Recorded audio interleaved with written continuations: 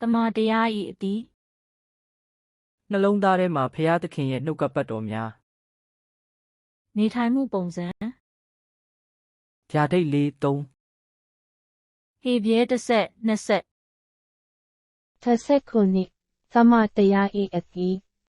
သလုံးအိသမတရားကိုသလုံးသွင်း၍ကောင်းသောမြေဖြစ်အောင်သမတရားမျိုးစေ့ကိုကျဲ၍သမတရားကိုပြုစုပြုထောင်ခြင်းဖြင့်အတီးကိုတီးတတ်၏မြေယာပြန်လည်ရယူခြင်းစိုးပြည့်ရန်မပြုလုပ်ရန်သမချမ်းစာပြောထားသည့်အမှန်တရားကိုရှာဖွေပါသင်စိတ်နှလုံးထဲမှထုတ်ယူကာမြေပြစာကောင်းသောမြေဖြစ်အောင်လုပ်ပါသစ္စာမျိုးစေ့ကိုစိုက်ပါဆောက်ရှောက်ရန်သမချမ်းစာပြောထားသည့်အမှန်တရားကိုရှာဖွေပါမြေပြစာကောင်းသောမြေနှင့်ပြုလုပ်ထားသောနှလုံးလေတွင်အမှန်တရား၏မျိုးစေ့ကိုစိုက်ပါစိုက်ပျိုးပါသမတရား၏အသားသမတရား၏အတီးသမတရား၏အတီးပျောချက်တိပျောချက်သွေးပြစ်ပါနိပျောချက်မလုပ်ပါနဲ့သုံးပျောချက်ထားပါတော့ပြီးပျောချက်လုပ်ပါ if project လုပ်ပါ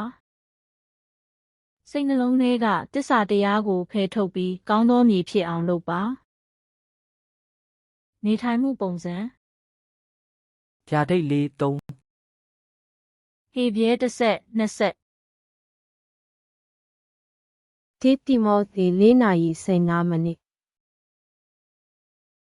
တင်း၏တိုးပွားခြင်းကိုလူအပေါင်းတို့အားထင်ရှားစေခြင်းကဤအရာများကိုစိတ်ဆွဲလန်း၍ကြိုးစားအားထုတ်လော့တိမောသေ4:16 မိနစ်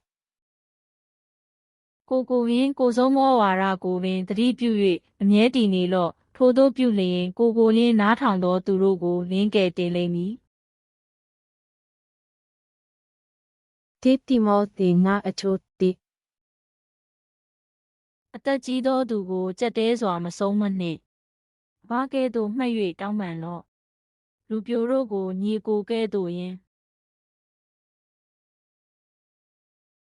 တိမောသေ9အချို့တိ အသက်ကြီးသောမိန်းမတို့ကိုအမိကဲ့သို့ယင်မိန်းမပြိုတို့ကိုအလွန်စင်ကြယ်သောအချင်းအရာနှင့်တကွနှမကဲ့သို့လင်းမှတ်၍ကျင့်လော့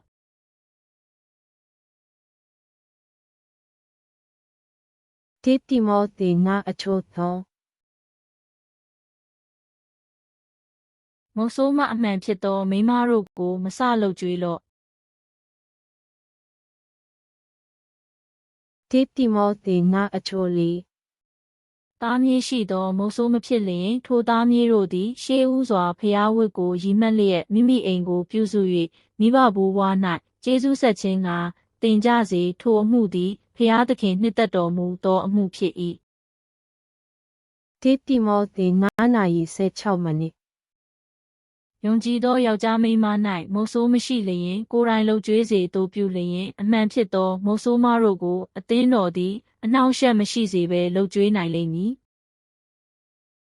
တိမောသေ9:19 မိနစ်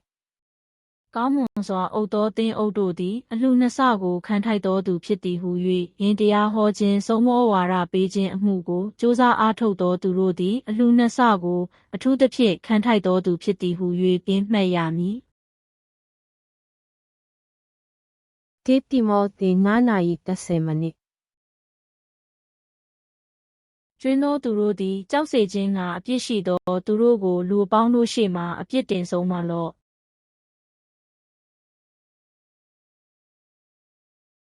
တိမောသေ9:11 မိနစ် ဘသူ၏အပေါ်၌လက်ကိုအလျင်တစောမတင်နှင့်သူတစ်ပါးအပြစ်၌မဆက်ဆံနှင့်ကိုစင်ကြယ်စေလော့